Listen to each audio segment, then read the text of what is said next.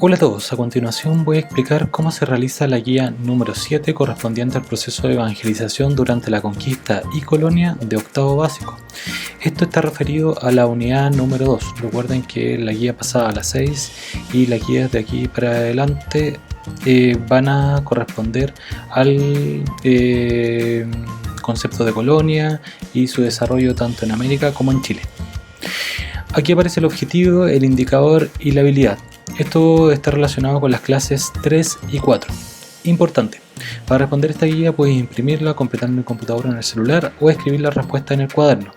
En el cuaderno sí o sí debe ir copiado el objetivo, el indicador y la habilidad. Recuerden que una vez que terminen la guía, el documento o la foto del documento me las deben enviar a ese correo que está acá o a través de WhatsApp.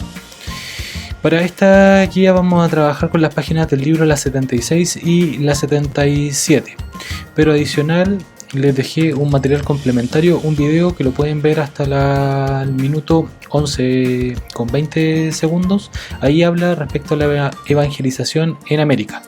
También les dejé un PowerPoint para que puedan echarle un vistazo con respecto a la misma temática. Y adicional, les dejé una página web donde se habla respecto al cristianismo y cómo se desarrolló esta evangelización en América. Bueno, pasemos a las actividades.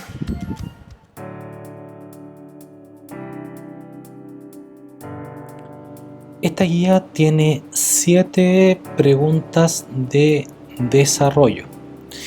La primera de ellas es respecto a sus ideas previas. Ustedes tienen que describir qué creen que fue el proceso de evangelización en América. O sea, qué creen o qué entienden ustedes por evangelización. Si acaso le pueden hacer la misma pregunta, no sé, por las personas con las que vivan, pueden obtener las ideas previas respecto a esto. ¿Qué es la evangelización? Y cómo se va a desarrollar este proceso en América. Para la segunda pregunta ustedes ya tienen que ir a las páginas 76 y 77 del libro. Vamos a ver estas páginas. Página 76 y página 77. Estas páginas hablan respecto del proceso de evangelización en América. Van a ver en esta página ustedes cómo se realizó este proceso, por qué este proceso también se reconoce como una conquista espiritual, qué pasa con las personas que vivían acá en América y que empezaron a adoptar estas nuevas creencias, cómo se desarrollaron estas nuevas creencias y cómo fue que los europeos impusieron esas creencias a los indígenas que vivían en América. Bien. La primera de las preguntas respecto a estas páginas, que es la pregunta número 2 específicamente, refiere a lo siguiente: ¿de qué manera se difundió e impuso el catolicismo en las sociedades indígenas durante el proceso de colonización? Ustedes, leyendo estos dos párrafos, van a intentar contestar la pregunta de cómo se difundió e impuso, porque recuerden que esta evangelización es una difusión de la religión cristiana, pero también es una imposición. O sea, se difunde por la buena o se impone por la mala. Ustedes tienen que indicar aquí cómo se da este proceso. Luego, en base a la fuente A, escrita por Blas Valera, tienen que indicar qué estrategias fueron utilizadas en la evangelización del Perú. Esta es la fuente A que escribe Blas Valera y ahí él indica las características de la evangelización específicamente en Perú. Ustedes tienen que referir entonces cuáles fueron las estrategias tomadas por los conquistadores, más adelante colonos, en este proceso de evangelización en el Perú específicamente. La pregunta número 4 está relacionada con la fuente B. En base a la fuente B ustedes tienen que responder lo siguiente: ¿qué eran los autos de fe y por qué creen que dichos mecanismos de control eran públicos? Van a tener que responder entonces 2.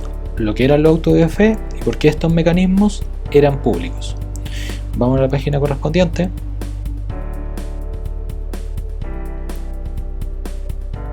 ustedes van a tener que ver esta imagen que está acá y leer este extracto chiquitito, y ahí se explica qué son los autos de fe, y ustedes tienen que indicar por qué estos autos de fe, por ejemplo los que tenemos acá, se hacían de manera pública. ¿Cuál es la importancia de hacerlo públicamente? Esta es una fuente, recuerden, una fuente primaria, porque está hecha en el momento donde ocurren los hechos, específicamente en este caso el siglo XVIII. Vámonos ahora a la pregunta número 5. En esta pregunta ustedes tienen que indicar los mecanismos de evangelización que se dan o se visualizan en las fuentes C, D y E. Vámonos a la fuente C, la fuente D y la fuente E. La fuente C es una fuente secundaria, ya que está hecho en el siglo XX para explicar lo que pasaba en el siglo XVI. Ahí se habla respecto a algunas festividades, respecto al calendario, y ustedes van a tener que indicar específicamente estos mecanismos de evangelización. Fíjense bien en este otro mecanismo de evangelización. Estas son unas páginas de un libro de catecismo, y estas páginas están dibujadas. Esa es otra forma. Y si nos fijamos acá abajo, acá tenemos una reducción, en este caso una reducción guaraní, bajo la orden jesuita. Esta es otro mecanismo de evangelización. Fíjense bien en estos tres mecanismos de evangelización, y ustedes van a tener que describirlos en la pregunta número 5. En la pregunta número 6 van a tener que describir qué fueron los pueblos indios y por qué estos habrán transformado los modos de vida indígenas. ¿De dónde se saca esta respuesta? De estos dos párrafos. Aquí nos hablan respecto a los pueblos indios y las modificaciones en las costumbres que tuvieron que desarrollar debido a que estos pueblos indios, o reducciones también llamadas, estaban en manos de órdenes religiosas. Van a haber algunos cambios o transformaciones específicamente de su forma de vida. Esas transformaciones las tienen que describir acá. Recuerden que acá también son dos preguntas. Pregunta: ¿qué son los pueblos indios? Y las transformaciones. Para responder las 7 hay que tener algo claro. Las civilizaciones americanas, en su mayoría, no tenían una representación de sus dioses antropomorfas, por ejemplo con la forma humana, o zoomorfas, con forma de animales, como las tenían sí las civilizaciones, por ejemplo las que ustedes vieron el año pasado, la civilización egipcia, griega, romana. Todas esas sí tenían representaciones de sus dioses o de forma humana o de forma de animal. En cambio, las civilizaciones americanas o los pueblos americanos por lo general creían en espíritus de la naturaleza, y cuando los europeos empezaron a tratar de evangelizarlos,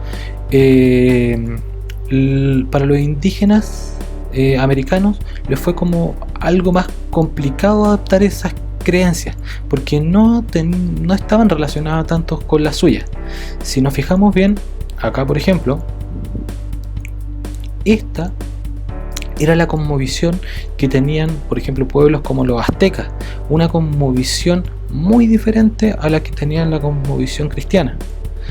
Recuerden que, por ejemplo, los incas, la civilización inca, la naturaleza, por ejemplo, el sol, la tierra, el aire y el agua, en definitiva, eran elementos súper importantes para ellos. Ellos consideraban a esas formas de naturaleza como sus seres divinos. Aquí, por ejemplo, tenemos un dibujo de la época, y acá tenemos una fotografía. Esto se mantiene hasta la actualidad incluso.